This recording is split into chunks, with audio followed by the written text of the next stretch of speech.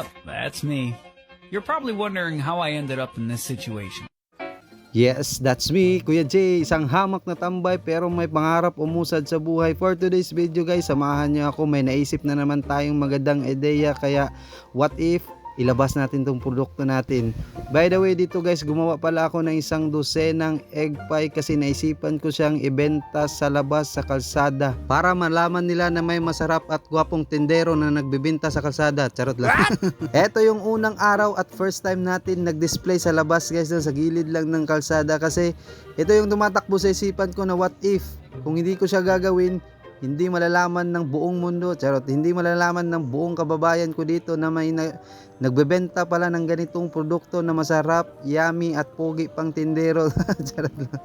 Kaya yun nga, naisipan ko siyang ilabas. Kasi actually guys, walang nagbebenta ng ganitong produkto dito sa aming lugar. Kaya ito yung naisipan namin na buksan na negosyo. Kasi karamihan dito guys, pumupunta pa ng ibang lugar para bumili ng ganitong produkto. Kaya what if tayo na lang ang gagawa para hindi na sila pumunta ng ibang lugar, di ba? Nung una, nagdadalawang isip ako, kinakabahan ako mag-display sa labas kasi naisip ko, what if walang bumili? Pero alam mo, lahat ng successful na negosyo nagsimula lang din sa simpleng pangarap at lakas ng loob. Kaya kung may pangarap kang magnegosyo, simulan mo na ngayon kasi balang araw, magpapasalamat ka sa sarili mo na hindi ka sumuko nung nag-umpisa ka pa lang. Dito pala ako pumesto malapit sa aming public market guys kasi alam ko maraming taong dumadaan dito. And then after ilang minuto guys na paghihintay, sa wakas meron na tayong buena mano kaagad dyan. Hindi pala natin nabidyohan lahat na mo bumili dyan guys, no, kasi yun nga, hindi tayo prepared at wala tayong videographer, mag-isa lang tayo. Kaya tumingog ka na kasi kapoy na mag voice over. Yo, what's up guys?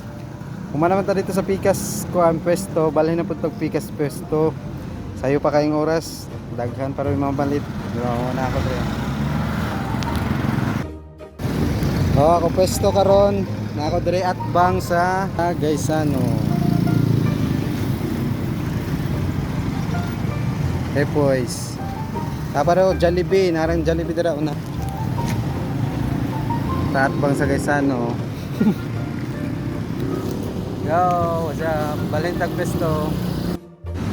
Yo guys, update sa atong gibaligya. Oh, mo na lang ni upat na lang. Upat na lang jud ang nabilin. Upat na lang jud ang nabilin sa 12 na atong nga gibuhat. 12 ka egg pie. Upat na lang ang nabilin. So naka-reserve ng isa ani. So puno na guys. Ano nagpa-reserve isa. Diba? Yan yan, napunta yung buko pie, pero gamay ratong buko pie na dala, nabuhat.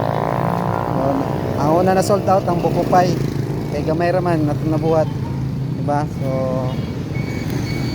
sa oras 6 taas pang oras, pwede pa tayo magbaligya, diba?